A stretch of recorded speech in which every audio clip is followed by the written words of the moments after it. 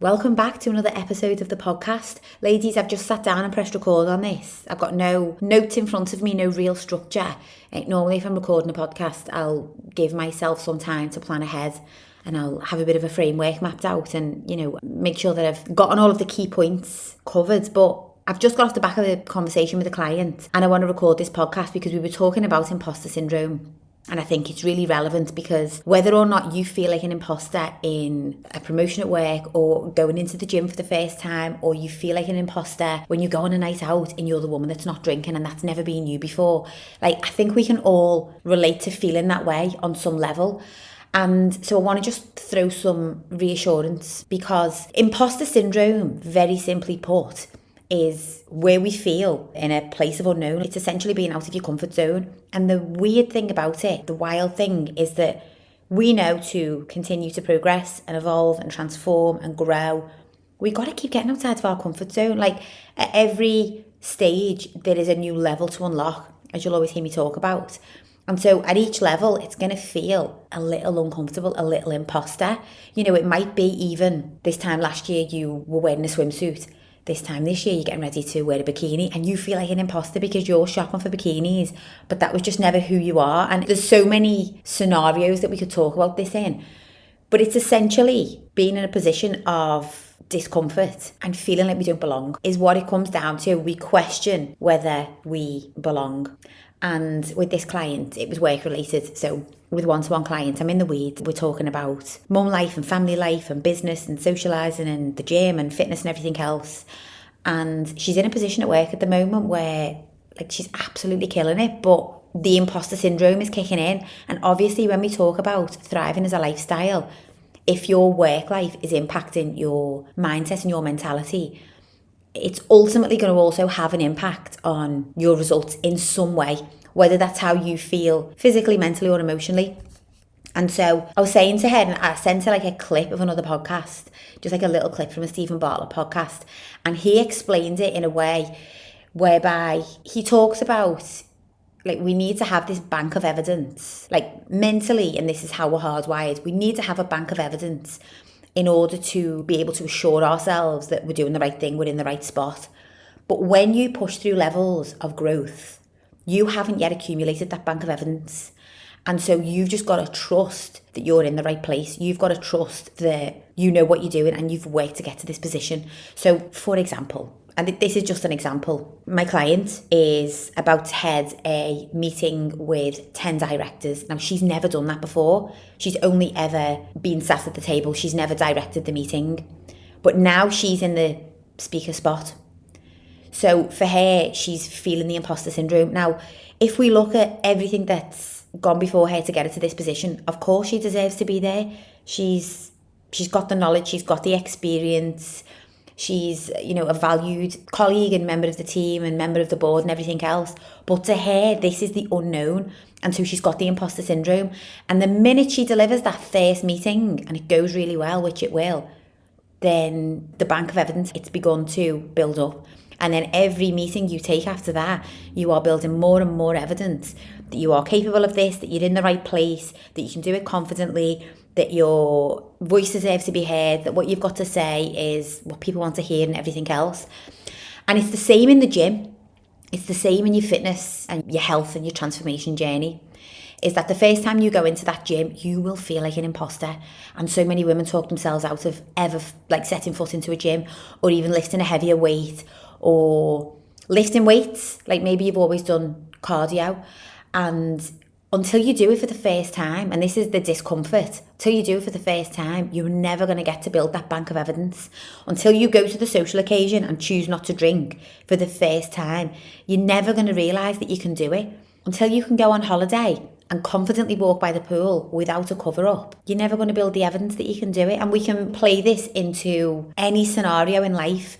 But I want to give the reassurance to anybody who might be struggling with imposter syndrome on any level, is that this is the part that we're meant to lean into.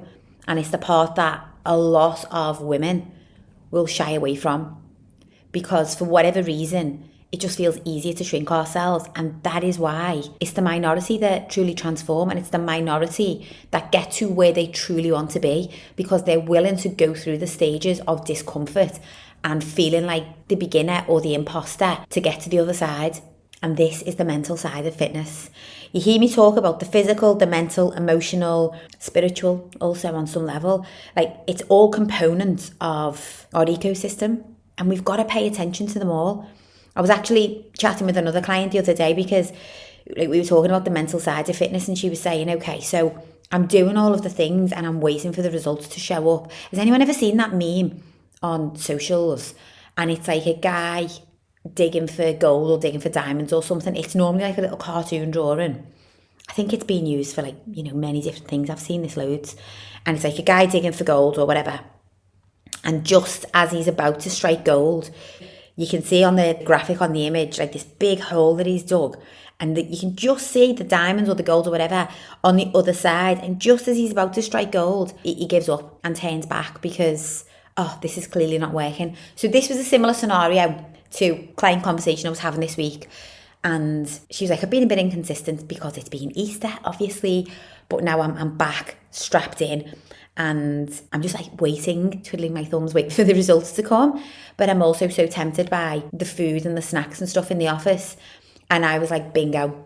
This is the point that most women, okay, well, we've tightened up for 48 hours and the results haven't came. So I'm going to have a little bit of that cake off the snack table, the office table, whatever it is, because might as well. Clearly what I'm doing isn't working anyway. Like, it's so easy, isn't it, to talk ourselves out of what we know that we should do.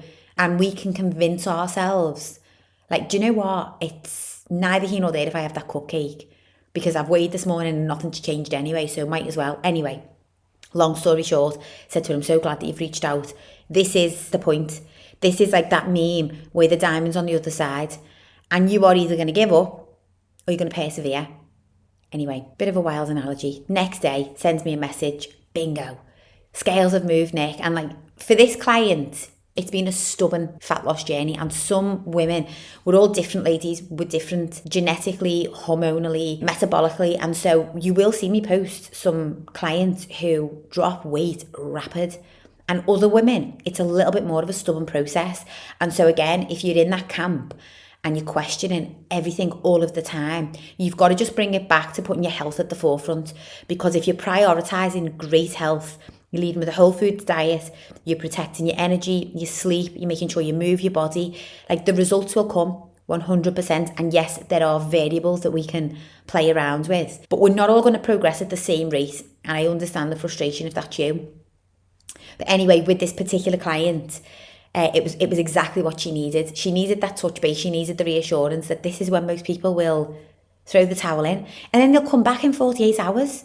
So this is the thing that we do to ourselves. I've gone off on a tangent a little bit here, but we will throw the towel in, sod it, might as well, have the cake, have the glass of wine, whatever it might be. But then in 48 hours time, we're ready to get back to it. And we can't see, the weekend's a perfect example. We can't see that every time we do this little take a step backwards, we're keeping ourselves from that like acceleration. So we want to accelerate. And again, it's all about consistency, isn't it? We want to accelerate, but every time we feel either hard done by because the scales haven't caught up, we put so much of our worth on that number. Like if that number does not reflect what I've been doing, it doesn't care if I feel healthier. This is a mindset shift that we have to go through, ladies. If you feel better in yourself, you feel more energized, you feel in a better position on every level, but the scales haven't quite caught up to that, please don't throw the towel in and convince yourself that it's not working. Because I would ask you the question at this point, what is it that we are hoping for? Because if we are striving for a thriving life, fat loss is a part of that. But everything else that you're experiencing, how you're feeling, your energy levels, your improved mood, maybe your improved relationships at home, whatever it might be, that's all a part of it as well. But we're so conditioned to focus on this number. And the same client, and this relates back to the imposter syndrome, when she has had periods of rapid acceleration. So with some clients, we'll see like steady drop on the scale, steady fat loss, week on week and week, and that's their story. Other clients, it's a short and sharp acceleration, and then we'll level out for a couple of weeks and then it's another acceleration. And over the course of time, to be quite honest, the two different women have probably lost a very similar amount, but the journey looks different. And so for this client, whenever she's seen that acceleration, she's got this feeling on her like she's going to sabotage, and it's imposter syndrome. She is in the unknown. She's like, what I'm doing is working. The weight is coming off. I am saying no to all the offered snacks. I'm taking care of myself. Like my identity is not caught up. Like, who am I? I can't even identify as this person, and I'm so excited to see these numbers, but then something in the back of my mind is almost calling on me to sabotage and go backwards. And so this is the mindset, this is the mental side of fitness. And again, one-to-one clients, so we've had all of these conversations. So to quickly bring that to the podcast and ask yourself the question, whenever it is that you are listening to this, where are you feeling out of your depth right now? Where are you feeling out of your depth, and why? And if it's because it's the next level for you, if it's because it is the discomfort of growth, good. This is what it's meant to feel like. If it didn't feel uncomfortable, everybody would be doing it. My clients, if it didn't feel, if it wasn't uncomfortable, everybody would be fighting for the CEO role or to head up the directors' meetings. But there's very few who will continue to push and grow to get to that level. And you are so worthy of the level and the way that you feel. You're so worthy of being there. So if you're questioning that, just know that is your body's defense mechanism. Our bodies, our minds, we're conditioned to stay safe. And this is why we've got to be so mentally switched on. This is why I actually really advocate for a lifestyle approach rather than like following a plan. Because if you, for example, follow a plan, which I think most of us have over the years, we follow a plan, we're told exactly what to do on that plan, but we learn nothing. So the minute we come off the plan, we don't know how to handle ourselves. We don't know how to navigate for ourselves. We haven't learned anything along the way. We've just been spoon-fed what to do, versus you build this bank of evidence like, okay, I can do hard things. I've done it before. And you sit with it. You just sit with the discomfort, because your mind, your body will always try to take you back to comfort. It wants the set amount of calories that you're currently accustomed to. It wants the set amount of movement that you're currently accustomed to. It wants the set amount of negative ongoing thoughts that you currently have allowed yourself to just think on repeat. Like, all of that has become comfortable. So as uncomfortable as it is, it's become comfortable for the body, because the body's just become so routine to it. And so to break any of those patterns, we've got to face a level of discomfort, and that's where your mental fitness is needed. This is where the mindset is such a big part of it. So have a think. If you are feeling an imposter in any way, whether it's in the gym, whether it's walking around the supermarket and you're just filling up your trolley with different items to what you ever wear before, whether you're going on the night out and you're wearing the dress without the jacket, or you are choosing not to drink, or you're the woman who now gets up and does a workout, whatever area, whatever field it's in, lean into it. I want you to give yourself a little sneaky, knowing smile inside that, okay, this is growth. This is what it feels like. This is what it's supposed to feel like. And I've reached a level that not many will get to. And I'm going to be one of the ones that push through and get on the other side. And know that if you need help, support, my client, for example, had reached out to one of her peers. If you're in the gym, you can reach out and ask somebody who works there, or you can come speak to a coach. But we can ask for help along the way. That's also absolutely a part of the journey. But I wanted to touch on that for anybody who might be feeling alone and a bit mistrusting of yourself, because that's what it is. We don't quite trust ourselves yet to follow through, because we feel as though we're an imposter in that environment. And then the second little talking point for this week's podcast, I am having more and more conversations with women, and my mind is blown. More women who desperately want something to change. I mean, they do not feel fit, healthy, vibrant, confident. They started to worry about the aging process and how they're able to, or how they're going to be able to keep up with their kids. And like, it's really got to that stage. I think once we get to sort of like mid-30s onwards, we start to think about these things, and it's not doom and gloom. It's not. I would argue that it's actually really intelligent of us to be forward planning, and it's a bit of a release, to be honest. It's a relief from having to worry about what dress size we're going to get into at the weekend the way we did in our 20s, to now be thinking, okay, how can I better take care of myself and live a long, healthy, fit life? And yet More and more of these women who are so desperate for something to change cannot fathom prioritising themselves, can't fathom spending money on themselves, can't fathom investing time in going to the gym, working out, taking a walk, taking a break from the desk. Maybe the hubby cooks at home and they cannot for a moment fathom requesting a certain meal that might meet their nutrition goals, because we just need to be grateful that the cooking is being done. And it's this constant cycle of we just need to be grateful for what we've got. And how dare we think bigger, and how dare we feel that we can raise our standards, and how dare we feel that we can spend some of our hard-earned money on ourselves and time for ourselves and energy for ourselves. And ladies, we've got to break that narrative. We have got to shut that down now. So I'm going to keep this very short and sweet this week. I'm going to leave you with the 2 questions. 1, where are you feeling the discomfort right now? Where can you lean into it? And 2, where are you stopping yourself from taking action and showing up for yourself? Like, what is holding you back? Why are you stopping yourself? If you know something needs to change, if you know that you're unhappy, the minute that you acknowledge this, do something about it. Be willing to act. Don't question whether you are worthy of the time, energy, effort, money, headspace, boundaries, whatever it is. Don't question whether you're worth it. The answer is already yes. The answer is yes, yes, and yes. Of course you are worth it. Things in life might have happened previous to now whereby you've had doubt over your self-worth, and maybe that's still a part of like your internal narrative. I know I've definitely had to deal with this in the last 12, 24 months. This has been groundbreaking for me, and I might maybe speak about this on a whole other podcast episode. But the minute that question comes into mind, am I worthy of taking this time? Am I worthy of spending some of it could be like the family budget on a gym membership. It could be anything. The answer is yes. And if it's the trust in yourself that's lacking and you don't know, I speak to women and we get to the crux of it and they don't trust themselves that they're going to follow through. So if it's around coaching or investing in a program or some one-to-one or even the group coaching, they don't trust themselves to take action and follow through and show up.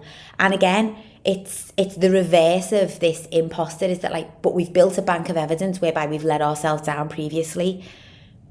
Well, that's on you to change. That is on you to change, and it's on you to pick the right community, coach, gym, whatever the thing is that you're going after. And you've got to be okay moving past any previous attempts, because that was a different version of you.